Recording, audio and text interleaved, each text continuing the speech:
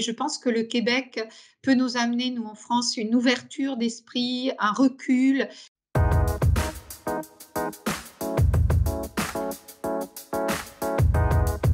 et un temps d'avance et une bienveillance, un esprit de bienveillance.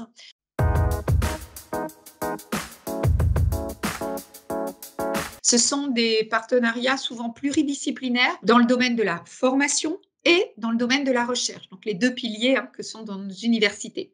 Donc ces projets communs incluent des programmes de mobilité d'échange, au niveau de formation qui peuvent être soit codiplômantes, soit simplement pour des mobilités, dans leur diplôme à eux, soit côté Québec, soit côté français. Nous avons 6 thèses, par exemple, en co-tutelle qui sont actuellement en cours, on en a eu beaucoup plus, mais actuellement en cours. Des laboratoires conjoints avec le Québec.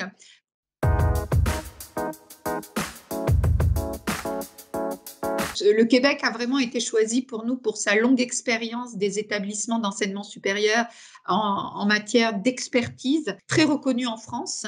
Je dirais avec un esprit d'innovation, un esprit d'ouverture et des méthodes assez agiles au niveau de la recherche et je dirais souvent un pas d'avance sur tout ce qui est de l'innovation. Alors évidemment, il y a la grande excellence scientifique des établissements québécois.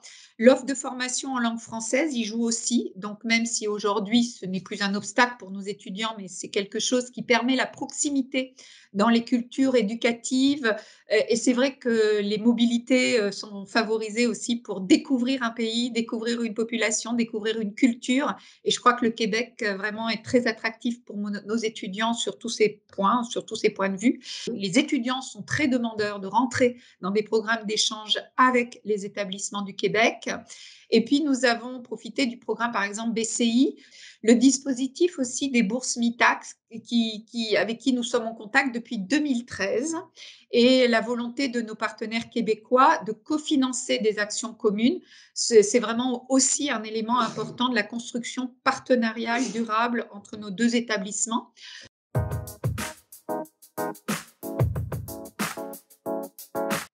Alors, il y en a beaucoup. On pourrait en lister un nombre énorme. Par exemple, l'IRL qui s'appelle Circuit et matériaux quantiques, qui associe le CNRS, l'Université Paris-Saclay, l'Université de Sherbrooke, l'IRL aussi, International Laboratory on Learning Systems, qui est créé par le CNRS et l'Université Paris-Saclay côté français, et par McGill, l'école de technologie supérieure aussi de Montréal, avec l'association du MILA, et qui est dirigée par un enseignant-chercheur de l'école centrale Supélec, qui fait partie de l'Université Paris-Saclay. Donc, par exemple, aussi l'Université de Montréal, qui est notre 3e partenaire pour les copublications scientifiques au Canada, avec à peu près 1200 articles copubliés entre la période 2015-2020. Et puis, si par exemple parmi nos partenaires universitaires principaux québécois, on retrouve évidemment donc l'Université de Laval, l'UQAM, l'Université de Montréal, l'Université du Québec à Trois-Rivières et l'Université du Québec à Chicoutimi, avec aussi des collaborations originales avec des IUT. Donc voilà, des collaborations avec tous ces établissements du Québec et qui vont, comme on l'a dit, du premier cycle DUT licence jusqu'au doctorat et évidemment avec des sujets de recherche et des équipes de recherche, vous l'avez vu, même des labos conjoints.